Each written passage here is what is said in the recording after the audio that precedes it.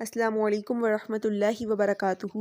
بسم اللہ الرحمن الرحیم۔ آج ہم حضرت آدم علیہ السلام کا قصہ دیکھیں گے۔ حضرت آدم علیہ السلام کی تخلیق سے پہلے زمین پر جنات کا دور تھا۔ جیسا کہ جنات کا مادہ تخلیق آگ اور ہوا ہے، جبکہ انسان کا مادہ تخلیق خاک یعنی کہ مٹی ہے۔ جب اللہ تعالیٰ نے فرشتوں سے فرمایا کہ میں زمین میں اپنا خلیفہ بنانے والا ہوں، تو انہوں نے جواب دیا، زمین میں ایسوں کو بنائے گا جو اس میں فساد کریں گے اور خون بہائیں گے۔ ہم تیری پاکی بیان کرتے ہیں اور تیری تسبیح بیان کرتے ہیں۔ تو اب فرشتوں کی اس بات پر نہ اللہ تعالیٰ نے فرمایا، قال انی اعلم ما لا تعلمون، بے شک میں زیادہ جانتا ہوں جو تم نہیں جانتے۔ اب ہم دیکھ لیتے ہیں حضرت آدم علیہ السلام کی تخلیق کس طرح سے کی گئی تھی۔ دیکھیں، حضرت آدم علیہ السلام کا خمیر مٹی سے گوندا گیا، اور ایسی مٹی سے گوندا گیا جو کہ نت نئی تبدیلی قبول کر لینے والی تھی۔ جب یہ مٹی پختہ اور ٹھیکرے کی طرح آواز دینے والی اور کھنکھنانے لگی، جیسا کہ قرآن مجید میں اس کے لیے ایک لفظ استعمال ہوا ہے، صلصال کالفخار، تو اللہ تعالیٰ نے اس جست حاکی میں روح پھونکی، اور روح کس طرح پھونکی؟ ناک کے ذریعے روح پھونکی گئی، اور جیسے ہی روح اندر جانا شروع ہوئی اور جہاں جہاں سے گزرتی جاتی وہاں پہ گوشت، ہڈی پٹھے وغیرہ بنتے جاتے، اور جب کمر تک پہنچی تھی روح، ابھی ٹانگیں مٹی کی تھیں، تو اس وقت حضرت آدم علیہ السلام اٹھ کر بیٹھ گئے۔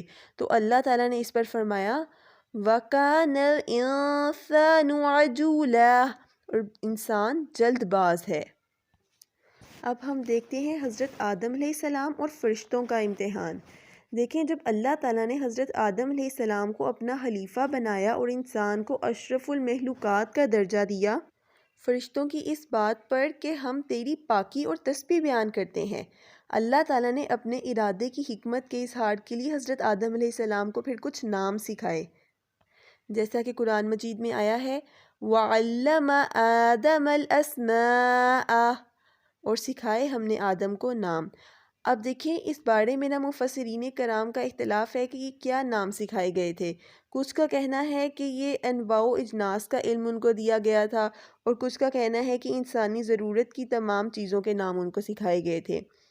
تو جب فرشتوں سے ان چیزوں کے بارے میں پوچھا گیا جن کے نام اللہ تعالیٰ نے حضرت آدم علیہ السلام کو سکھا دیے تھے، تو فرشتوں نے عرض کیا، سبحانک لا علم لنا الا ما علمتنا، پاک ہے تو، نہیں علم ہمارے لیے مگر جتنا تو نے ہمیں سکھایا۔ اور حضرت آدم علیہ السلام نے پھر ان تمام چیزوں کے نام بتا دیے جو کہ اللہ تعالیٰ نے انہیں سکھائے تھے۔ اب ہم دیکھ لیتے ہیں فرشتوں کو سجدہ کرنے کا جو حکم دیا گیا تھا، اللہ تعالیٰ نے جو فرشتوں کو سجدہ کرنے کا حکم دیا تھا۔ حضرت آدم علیہ السلام کو خلافت عطا کرنے پر اللہ تعالیٰ نے تعظیم کے لیے یا عزت کے لیے فرشتوں کو حکم دیا کہ حضرت آدم علیہ السلام کو سجدہ کریں، جیسا کہ قرآن مجید میں آیا ہے، وَإِذْ قُلْنَا لِلْمَلَائِكَةِ اسْجُدُوا لِآدَمَ فَسَجَدُوا إِلَّا إِبْلِيسَ، اور جب ہم نے کہا فرشتوں کے لیے سجدہ کرو، انہوں نے سجدہ کیا علاوہ ابلیس کے۔ أَبَى وَاسْتَكْبَرَ وَكَانَ مِنَ الْكَافِرِينَ، ابلیس کے معنی شیطان کا مشہور نام عزازیل تھا، یعنی کہ جو ابلیس ہے، ابلیس کا نام کیا تھا؟ عزازیل۔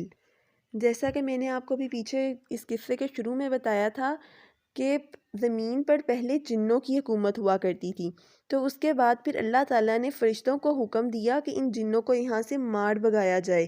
تو ابلیس، جس کا نام عزازیل تھا، ان میں بہت عالم اور عابد تھا، یعنی کہ جنوں میں سب سے زیادہ جو عالم اور عابد تھا، جو اللہ تعالیٰ کی بہت زیادہ عبادت کرتا تھا، وہ عزازیل یعنی کہ شیطان تھا۔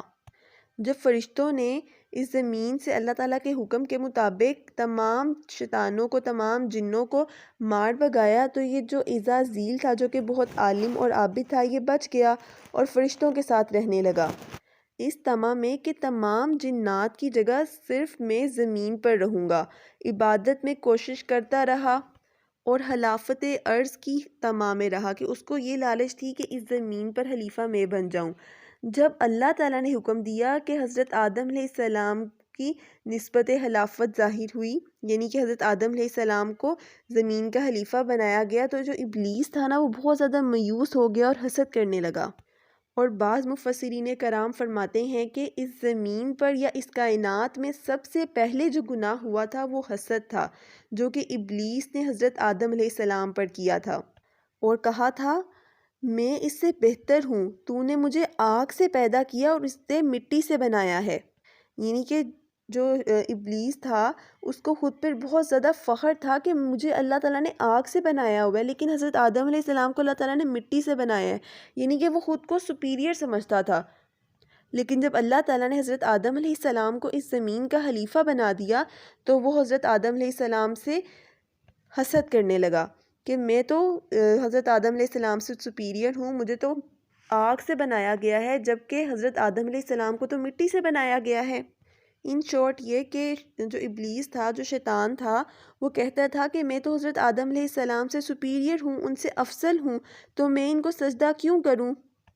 اور اصل میں یہی ابلیس کی بھول تھی کہ اس نے اپنی شخصیت کی طرف دیکھا اور تکبر کا شکار ہو گیا اور اللہ تعالیٰ کا حکم نہ مانا، اور اسی طرح وہ مردود ٹھہرا، جیسا کہ قرآن مجید میں آیا ہے وَكَانَ مِنَ الْكَافِرِينَ، اور ہو گیا کافروں میں سے۔ اب ہم حضرت آدم علیہ السلام اور اماں حوا کا جنت میں رہنے کی طرف جو قرآن مجید میں آیا ہے اس چیز کے بارے میں دیکھ لیتے ہیں۔ حضرت آدم علیہ السلام ایک عرصے تک جنت میں تنہا زندگی گزارتے رہے، اور پھر وہاں پہ وہ بہت زیادہ اداسی محسوس کرنے لگے، تو اللہ تعالیٰ نے انہی کی پسلیوں سے ان کا جوڑا پیدا فرمایا اور ان کا نکاح فرمایا، اور بعض روایات کے مطابق درود شریف ان کا حق مہر تھا۔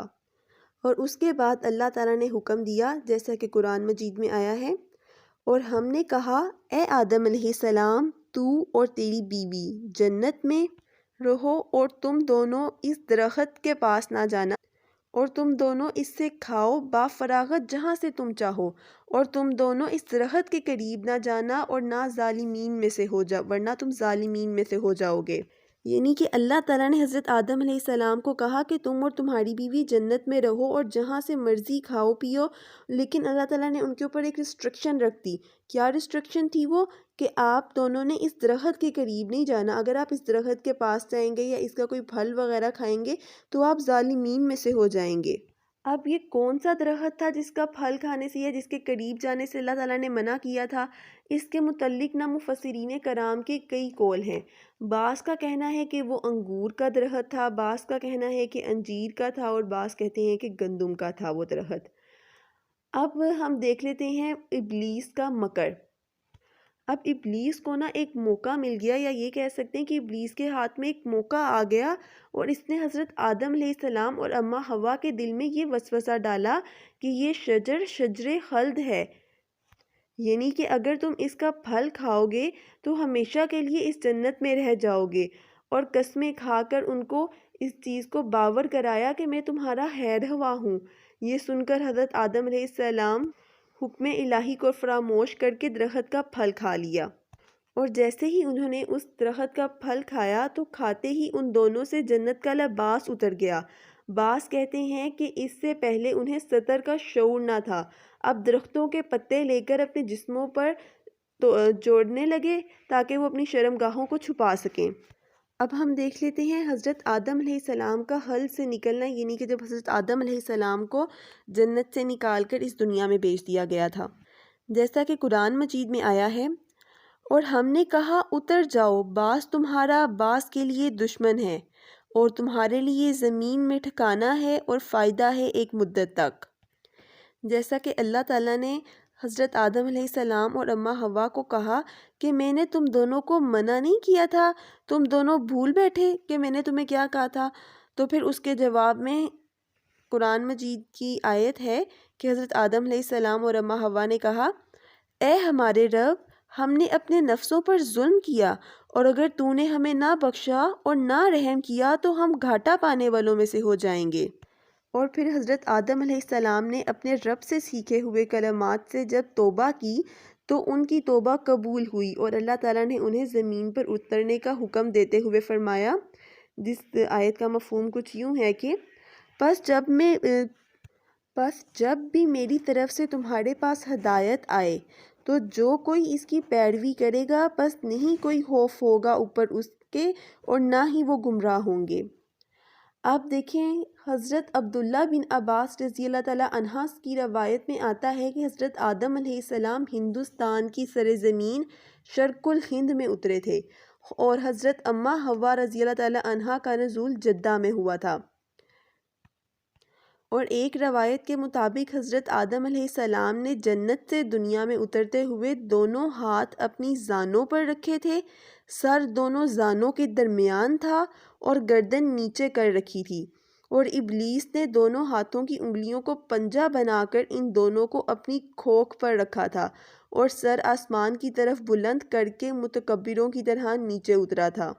اب جب حضرت آدم علیہ السلام زمین پر اتر آئے تھے اور وہاں زمین پر آنے کے بعد ان کا پیشہ کیا تھا؟ وہ کاشتکاری کرتے تھے اور بننے کا کام بھی اول انہی سے شروع ہوا تھا۔ حضرت آدم علیہ السلام کو جب زمین پر اتارا گیا تو انہیں بول و براز کی حاجت ہوئی اور ان کے پیٹ میں درد ہوا، تو آپ علیہ السلام بہت زیادہ پریشان ہو گئے کہ اس سے پہلے تو مجھے یہ کبھی ایسی کوئی تکلیف نہیں ہوئی تھی۔ تو حضرت آدم علیہ السلام کی یہ پریشانی دیکھ کر نا حضرت جبرائیل علیہ السلام آئے اور طریقہ بتایا، اور پھر فراغت کے بعد آپ علیہ السلام کو نا براز سے بدبو آنے لگی تو رونے لگی کہ یہ کیا مصیبت ہے۔ کہتے ہیں کہ 70 دن تک روتے رہے تھے حضرت آدم علیہ السلام، اور حضرت اماں حوا علیہ السلام کو جب حیض کی حاجت ہوئی تو گھبرا کر حضرت جبرائیل علیہ السلام کو آواز دی کہ دیکھ کہ یہ کیا معاملہ ہے۔ حضرت جبرائیل علیہ السلام نے کہا کہ اے حوا، یہ بات تم پر اور تمہاری بنات پر ہمیشہ کے لیے مسلط رہے گی۔ اب ہم دیکھ لیتے ہیں کہ جب حضرت آدم علیہ السلام زمین پر اترے تھے تو وہ جنت کے کون سے تحفے اپنے ساتھ لے کر آئے تھے۔ جب حضرت آدم علیہ السلام زمین پر اترے نا تو بعض روایات کے مطابق 30 قسم کے پھلوں کے بیج ان کے ساتھ آئے تھے اور بعض کے مطابق 1000 قسم کے بیج آئے تھے ان کے ساتھ۔ حضرت عبداللہ بن عباس رضی اللہ تعالیٰ عنہ کی روایت میں آتا ہے کہ چمٹا اور ہتھوڑا بھی جنت سے ان کے ساتھ نازل کیے گئے تھے تاکہ دنیا میں وہ کام کر سکیں، اور حجر اسود جو کہ پہلے دودھ کی طرح سفید تھا اور آہستہ آہستہ انسانوں کے گناہوں کی وجہ سے کالا ہوا ہے، یہ بھی جنت سے اترا ہوا ہے۔ اب ہم دیکھ لیتے ہیں وفات حضرت آدم علیہ السلام۔ ایک روایت کے مطابق حضرت آدم علیہ السلام نے 930 ایئرز عمر پائی، 930 سال عمر پائی، اور آپ کا قد 60 ہاتھ لمبا تھا۔ حابیل کے قتل کے بعد آپ علیہ السلام کے ہاں شیس علیہ السلام پیدا ہوئے اور نبی بنے۔ تمام پیغمبروں کا ظہور ان کی ہی نسل سے ہوا۔ فرشتوں نے جب حضرت آدم علیہ السلام کی روح قبض کی تو ان کے بیٹوں سے کہا، اے آدم علیہ السلام کے بیٹو، دیکھو ہم تمہارے باپ کے ساتھ کیا کرتے ہیں، تم بھی ویسا ہی اپنے مردوں کے ساتھ کرنا۔ تو فرشتوں نے حضرت آدم علیہ السلام کو غسل دیا، کفنایا، نماز جنازہ پڑھائی اور مسجد حیف میں دفن کیا۔ اب ہمارے ذہن میں ایک کوسچن آ سکتا ہے کہ حضرت آدم علیہ السلام نبی تھے یا رسول تھے؟ تو حضرت آدم علیہ السلام کے بارے میں ہے کہ جب نبی کریم صلی اللہ علیہ وسلم سے یہ پوچھا گیا تھا نا کوسچن کہ حضرت آدم علیہ السلام نبی تھے یا رسول تھے، تو نبی کریم صلی اللہ علیہ وسلم نے فرمایا تھا کہ وہ نبی بھی ہیں اور رسول بھی، کیونکہ حضرت آدم علیہ السلام پر کئی صحیفے نازل ہوئے۔ اب ہمارے ذہن میں کوسچن آ سکتا ہے کہ یہ نبی اور رسول میں ڈفرینس کیا ہوتا ہے؟ تو نبی وہ ہوتا ہے جو کہ پچھلی شریعت اور کتاب کے تابع ہوں، جبکہ رسول وہ ہوتے ہیں جن پر نئی شریعت اور کتاب نازل کی گئی ہو۔ یہاں پہ حضرت آدم علیہ السلام کے واقعہ اختتام پذیر ہوا، اور نیکسٹ لیسن میں اب ہم حابیل اور قابیل کا واقعہ دیکھیں گے، لیکن ایٹ دی اینڈ سب سے پہلے ہم دیکھ لیتے ہیں کہ حضرت آدم علیہ السلام کے واقعے سے ہمیں کیا سبق ملتا ہے۔ پہلا سبق جو ہمیں ملتا ہے وہ ہے انسان کی عزت و تکریم۔ دیکھیں اللہ تعالیٰ نے حضرت آدم علیہ السلام کو اپنے ہاتھ مبارک سے تخلیق فرمایا اور پھر تمام فرشتوں سے سجدہ تعظیمی کا حکم دیا اور انسان کو اشرف المخلوقات کا درجہ دیا۔ اور دوسرا سبق کیا ہمیں مل رہا ہے اس قصے سے؟ تکبر کا انجام۔ دیکھیں حضرت آدم علیہ السلام کے قصے سے یہ بالکل واضح ہو جاتا ہے کہ غرور اور تکبر کا سر ہمیشہ نیچا ہوتا ہے، جیسا کہ ابلیس کا ایک مقام تھا، مگر اس نے اللہ تعالیٰ کے حکم کی نافرمانی کی، انکار کیا اور غرور و تکبر کی روش اختیار کی، تو آخرکار پھر وہ مردود قرار پایا۔ تیسرا ہمیں کیا سبق مل رہا ہے اس واقعے سے؟ کہ شیطان جو ہے وہ انسان کا دشمن ہے۔ شیطان ازل سے ہی انسان کا دشمن ہے۔ اللہ تعالیٰ نے انسان کو عظمت و رفعت عطا فرمائی ہے، اور شیطان جو ہے وہ انسان سے حسد کرتا ہے اور حسد کی آگ میں جلتا ہے۔